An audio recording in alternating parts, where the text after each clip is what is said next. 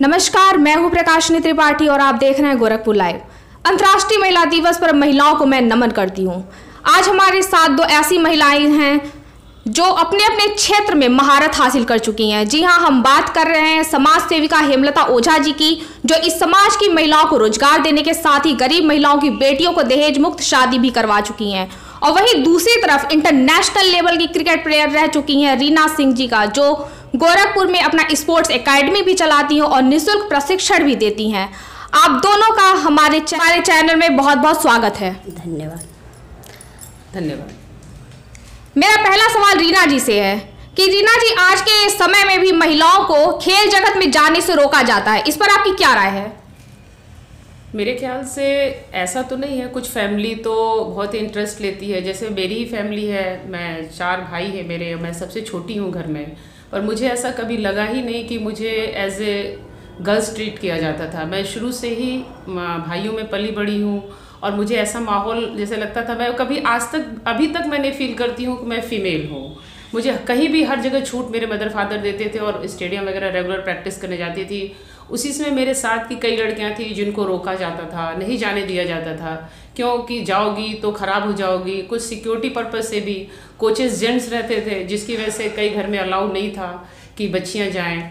अगर महिला कोच रहती तो शायद कुछ सपोर्ट में मिलता, लेकिन हमारे समय में 2-3 लड़कियां जो भी गोरखपुर की हैं वो प्रैक्टिस करती थी और जेंट्स में ही करती थी, और हमारे दृष्टि से हमें नहीं रोका गया। और बाकी तो इसमें मैं देख रही हूँ जो एकेडमी चला रही हूँ उसमें कई गरीब लड़कियां हैं जिनको सुविधाएं तो मैं दे रही हूँ अपनी तरफ से, लेकिन कहीं कहीं उनके मदर फादर रोक रहे हैं कि नहीं, तुम्हें तो अब शादी कर देना है, आगे खिलाना नहीं है और दूसरे के घर जाना है, तो कोई फ़ायदा नहीं है खेल से।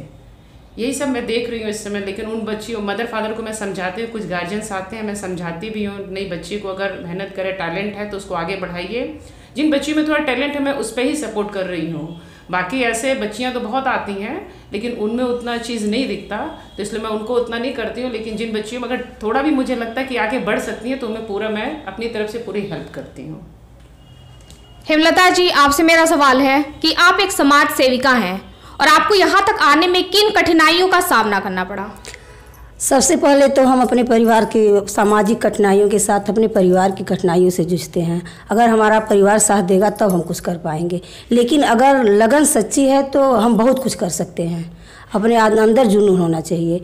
तो कुछ दिन परिवार वाले रोकेंगे, साथ नहीं देंगे, ये मत करो वो मत करो, लेकिन आप अगर निर्विरोध अच्छे से अपने काम को, चाहे जो क्षेत्र हो, पढ़ाई हो, लिखाई हो, कुटीर उद्योग हो, समाज हो, सबको अगर आप डील कर रही हैं तो एक दिन परिवार आपका साथ देगा। अगर हर नामुमकिन काम को ना हटा दिया जाए तो मुमकिन कर सकते हैं हम अपनी महिलाओं से यही कहेंगे। और हमने एक कविता लिखा दो लाइन का कि मंजिल बेताब रहती हैं हमें आगोश में लेने के लिए, जुनून खुद में जगाना पड़ता है उनमें समाने के लिए। तो हम अपनी बहनों से यही कहेंगे कि अगर हम जो सोच लें, बहुत कठिनाइयाँ आती हैं रास्ते में, लेकिन हम करेंगे। ये जुनून हर महिलाओं में, हर बहनों में होना चाहिए। परिवार तो एक दिन साथ देगा ही, अगर आप सही काम सही दृष्टि से आगे बढ़ रही हैं तो। अच्छा, आज के समय में भी महिलाओं को 4 दीवारी के अंदर बंद करके रखा जाता है, इस पर आप क्या कहेंगी? ये तो समाज की सोच है। आज बंद हैं लेकिन बहुत कम बंद हैं। अब पहले से अब ज़्यादा बोल्ड हो रही हैं। लड़कियां रिक्शा चला रही हैं, ऑटो चला रही हैं, ट्रेन चला रही हैं, सैनिक में जा रही है। तो हमारी सोच बदल रही है।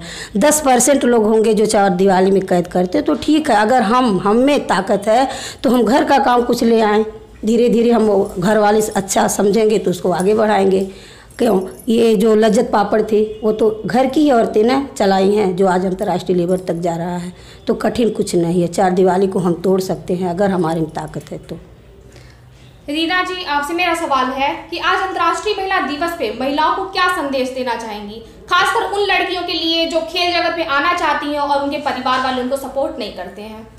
निश्चित ही पहले से बेटर हो गई है, अब सुविधाएं मिल रही हैं। पहले जितना खेल को नहीं होता था, अब हर देखो हमारे इस समय गवर्नमेंट ने खेलो इंडिया, गांव-गांव में खेलों का प्रचार किया जा रहा है।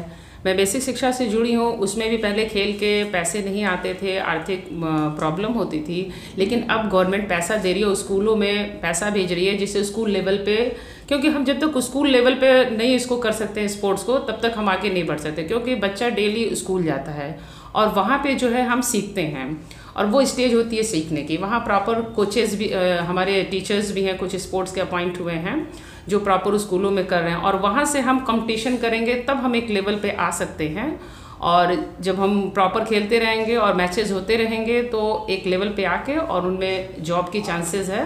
और अब गवर्नमेंट इस पे ज़्यादा ध्यान दे रही है। अभी गोरखपुर में ही देखिए एस्ट्रोटर्फ का इनॉग्रेशन हुआ था वीर बहादुर स्पोर्ट्स कॉलेज में, जो एस्ट्रोटर्फ बच्चे यहाँ पे हम लोग इंटरनेशनल कहीं देख लेते थे, पर ऐसे कभी हमें गोरखपुर में तो नहीं देखने मिला। निश्चित ही स्पेशली गोरखपुर और यूपी के इंडिया में अब हर सुविधाएँ मिल रही हैं। अब वो चीज़ नहीं है, ओलंपिक में ही आप देख लीजिए अब महिलाएं कितना आगे बढ़ रही हैं। अभी हमारी नेवी में जो महासागर लेडीज़ ही पार करके आई हैं 6 नेवी के ऑफिसर्स।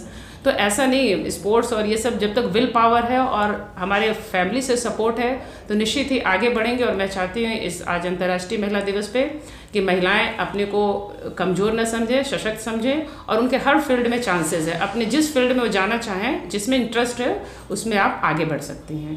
Thank you. आप स्पोर्ट्स एकेडमी भी चलाती हैं, वहाँ पे किस तरीके के बच्चे प्रशिक्षण लेने आते हैं? वहाँ बहुत ही गरीब तबके के बच्चे आते हैं। चूँकि पिछले साल बेसिक शिक्षा में क्रिकेट, महिला क्रिकेट इंक्लूड हुआ, तो उस वजह से मैं इस पर विशेष ध्यान दे रही हूँ, चूँकि मेरे डिपार्टमेंट की भी है और ऐसे बाहरी बच्चियाँ भी आती हैं और स्कूल से भी, इंग्लिश मीडियम स्कूल से भी आती हैं। जो गरीब बच्चियाँ हैं वो नंगे पैर आती थी, उनको मैंने सब किट वगैरह दिया। अब वो रेगुलर आती हैं, प्रैक्टिस करती हैं।